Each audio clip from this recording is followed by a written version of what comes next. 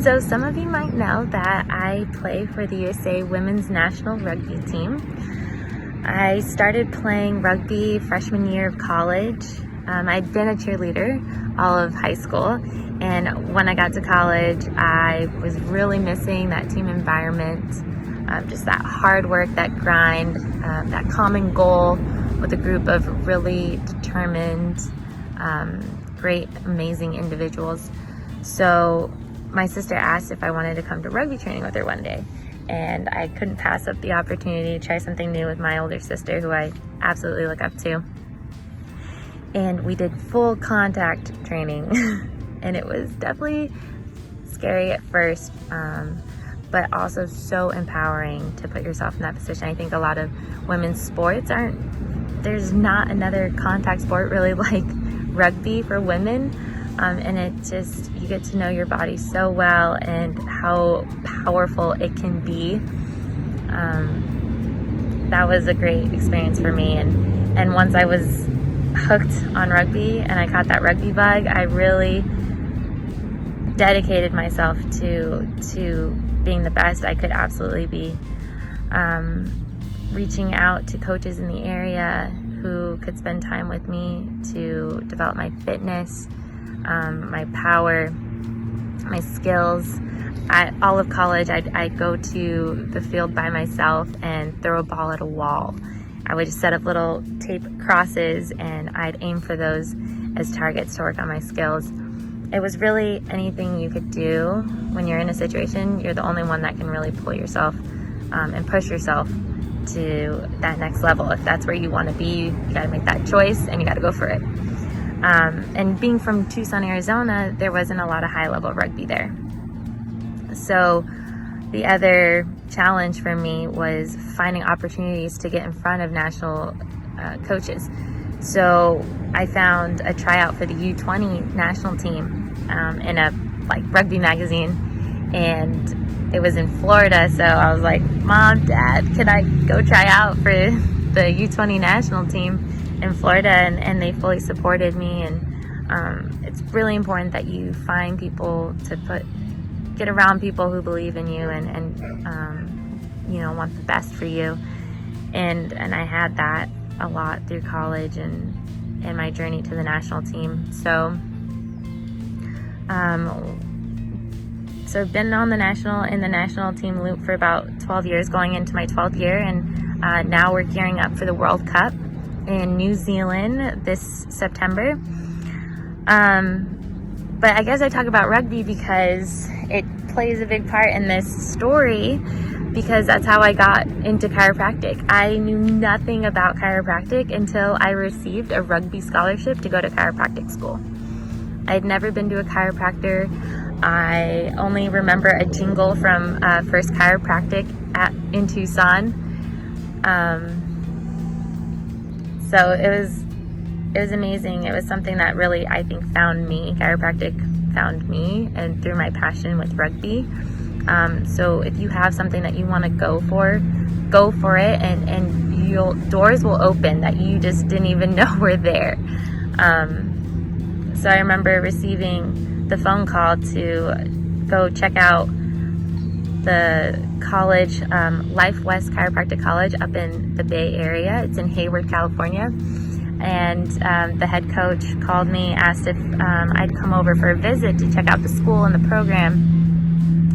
And it's called Champions Weekend.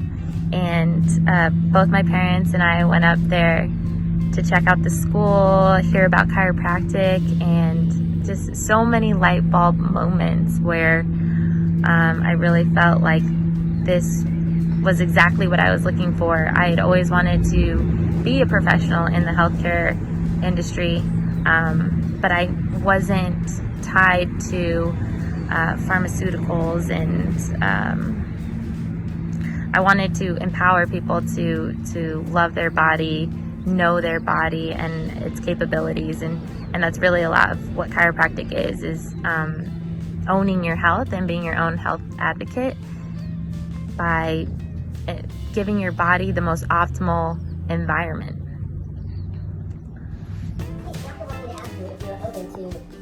Us using your review on, our marketing. And they'll be like, yeah, sure, okay, let's do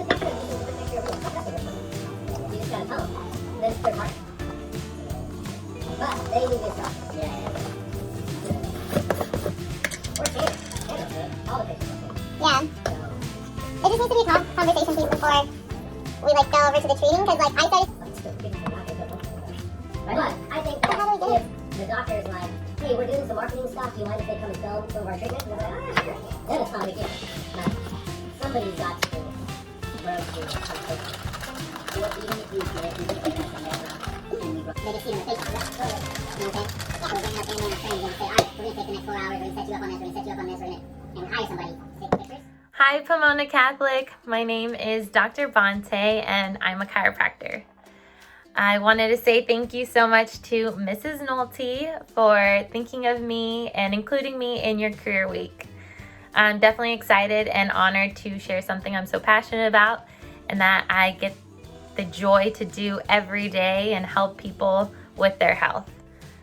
I thought I'd start with talking about my upbringing and where I'm from. So when I start to think about the health habits that we develop and use, kind of that health philosophy that you have throughout life, kind of starts early on in those crucial ages with your parents and what you did as a kid. So I'm from Tucson, Arizona. I'm one of 4 kids. I'm the middle little, and I absolutely love being a part of a big family. Never a dull moment in the house, kids running around all over the place. We always had friends over. We were pretty close in age, so a lot happening and just the best memories of growing up. My parents, so my father is from Nebraska, and he was a fireman, so he's a retired fireman. His job really brought a lot of community into the house, a lot of safety and health, obviously. Being a fireman, keeping us on a good health regimen as far as nutrition, shockingly, but they cook a lot at the fire department, so I think that's why. And then my mother being from the islands, so a lot of island remedies, and if you were sick and you had a cough, you had a cold, a headache, whatever, it was increasing fluids, eating really well, so fresh ingredients. Mom loved to make stews, beef stew, oh my gosh. Her soups, her seafood, so good. So it was always eating well, drinking lots of fluids, and getting lots of sleep. So shockingly, I went a totally different direction going into school. When I first started into school, into college, and deciding where I wanted to go and what I wanted to do in life, I started with pre-medicine. My grandparents were both pharmacists, and my aunt and uncle are pharmacists, so I was like, I'll go into pharmacy. I think that that might be, something I could do. And the more I got into my studies, I started to learn more and more about the human body and how amazing it is, and just the natural abilities that it has to heal. I will never forget one of my professors. She was a cardiologist, and I love the heart for some reason. It's my favorite organ. And her passion really, when you meet someone that's so passionate about what they're doing, it really draws you to that as well. So I think that was part of it. But she would talk about the innate abilities. She used the word innate intelligence. And that's something that chiropractic is really built around, is the innate intelligence of the body, which is its natural ability to function as it does. So once she kind of, she said this, and I grabbed it and I really went with it. And it was something that just stuck with me through all my pre-med courses. I went to the University of Arizona, where I finished up my Bachelor's of Science in Health Sciences. And I also minored in psychology and business administration, which turned out to be really handy for chiropractic, and I'll tell you all about that.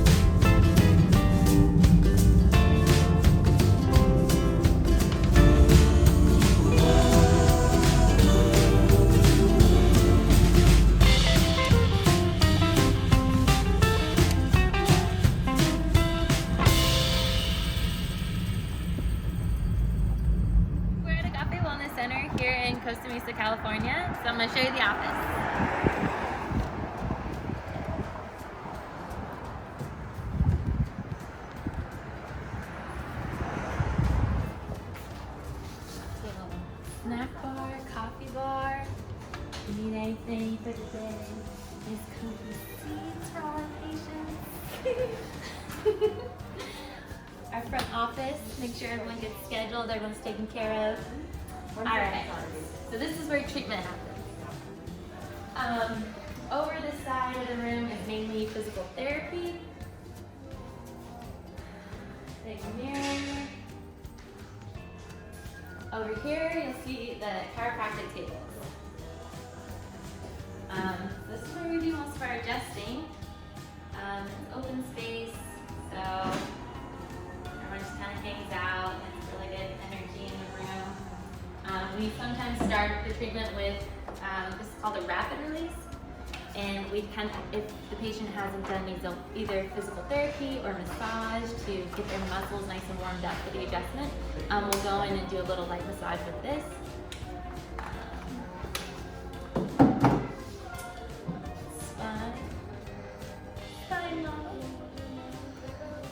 So part of what this table has on it actually that the home table doesn't have is some drops. So you can always come up if you want a little bit more depth in the adjustment, and then when it comes down, a little bit more force. So you can get a deeper adjustment with that one. To the back room where we do the initial exam for the patient.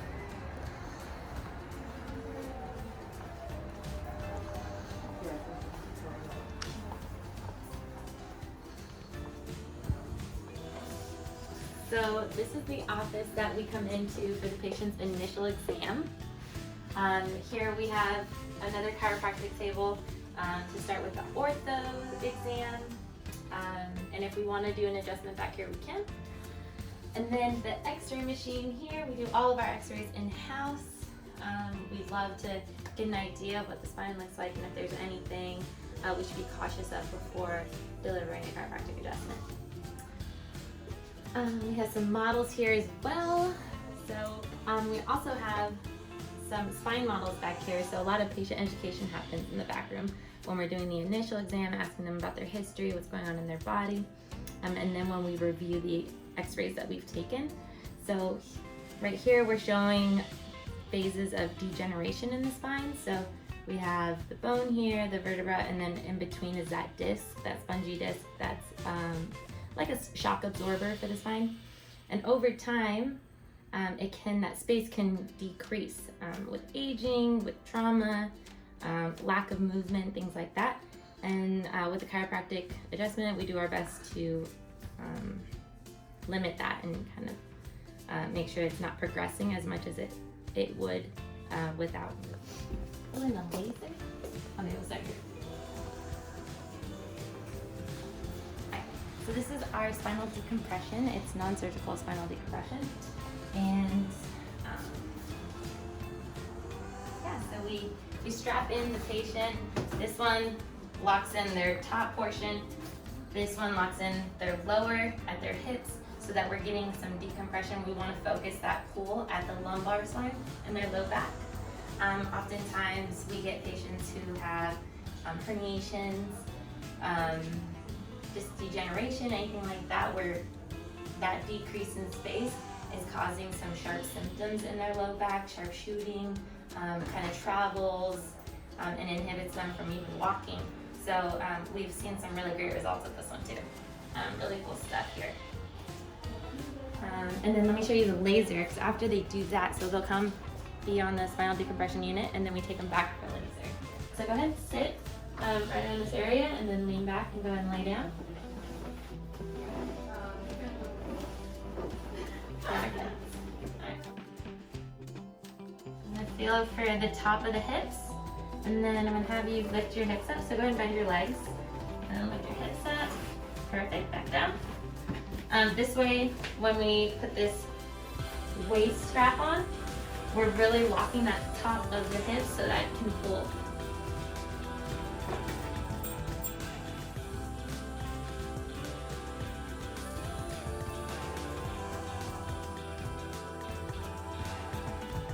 I'm gonna connect this top strap, which is gonna hold the top of her body in one space while the other one pulls, and that's how we get that decompression into that low back.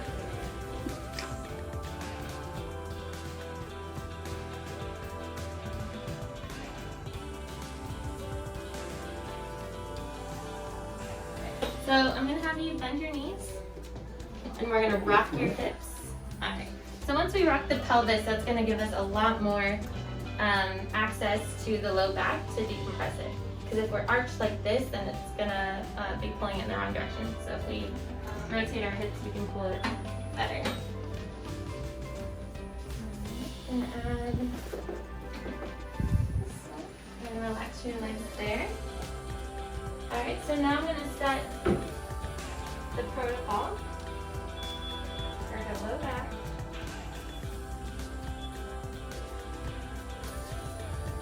Unlock the table and set the, I'm gonna raise the table up to about, to where my rope is gonna pull at 15 degrees.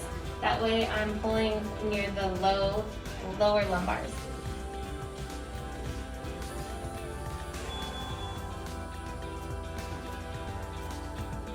Enjoy the ride.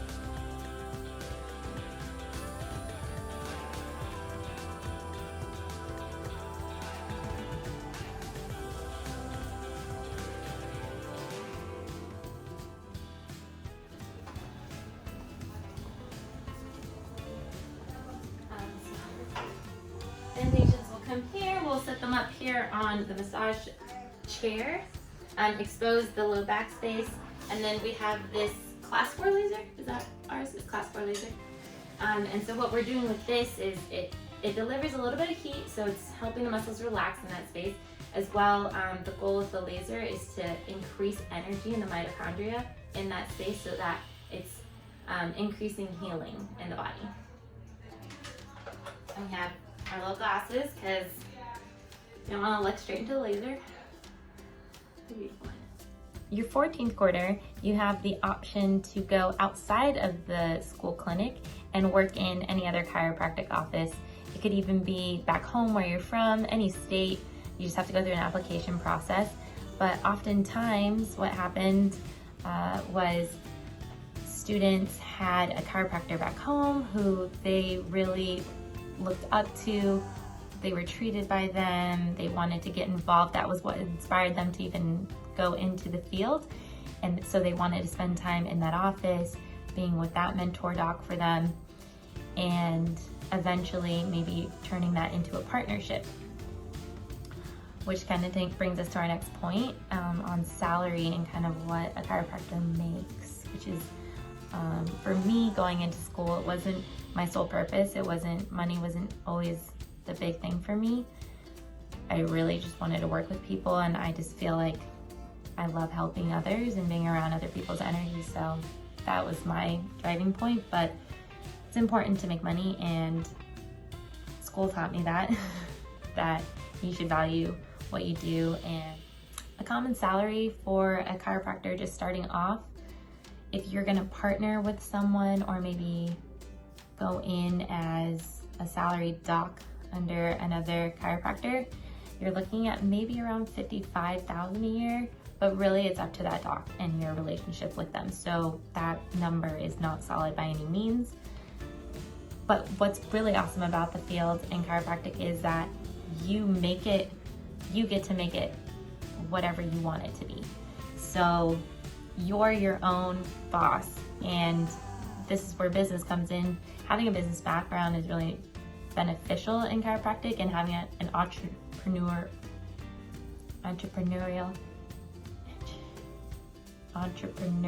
that's a hard word. Having an entrepreneurial, what's really exciting about this field is that you can make as much as you want, really. You have the opportunity to take it as far as you'd like. So there's no roof to a salary on a chiropractor. That you're your own boss, and a lot of my colleagues opened up their own practices and really just, getting on their feet, and it's you get what you put in. If you are able to join another office that's already going and has the systems down, definitely a great approach, something I would advise to kind of step into an office, learn how they're doing it. No need to reinvent the wheel, but just looking at systems and then making them your own, really.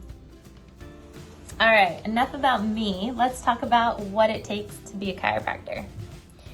So I already touched on a little bit about schooling. I did a Bachelor's of Science in Health Sciences, and there are some prereqs regarding science courses that they encourage you to take, but it's not mandatory. They'll accept really any bachelor's degree.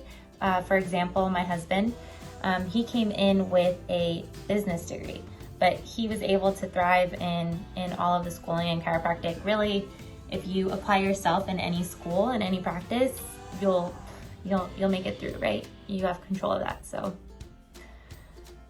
that's pretty much it for preparing for school.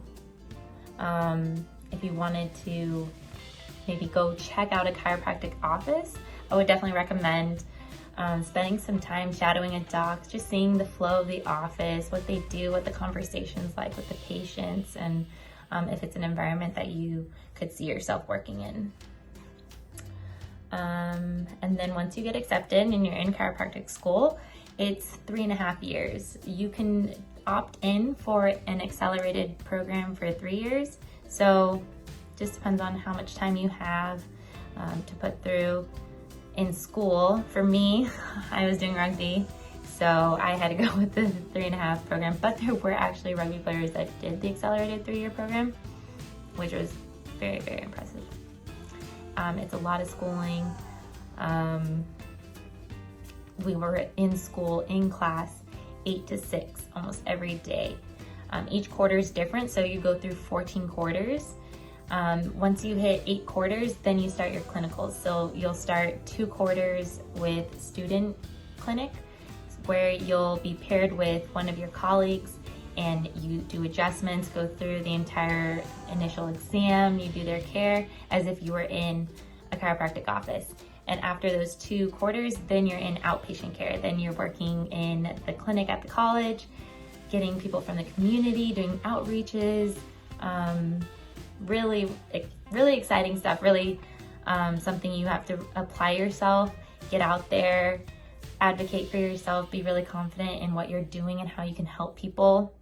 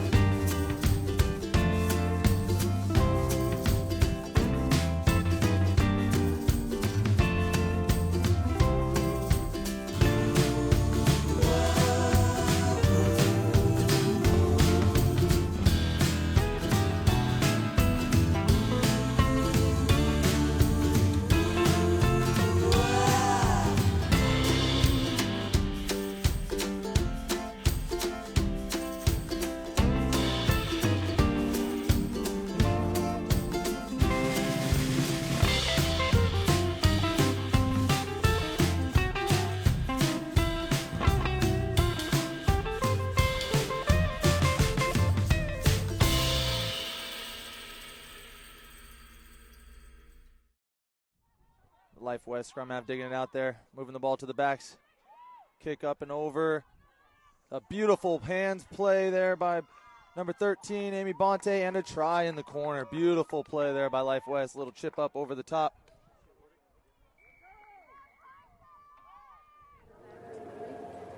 Going back to the replay.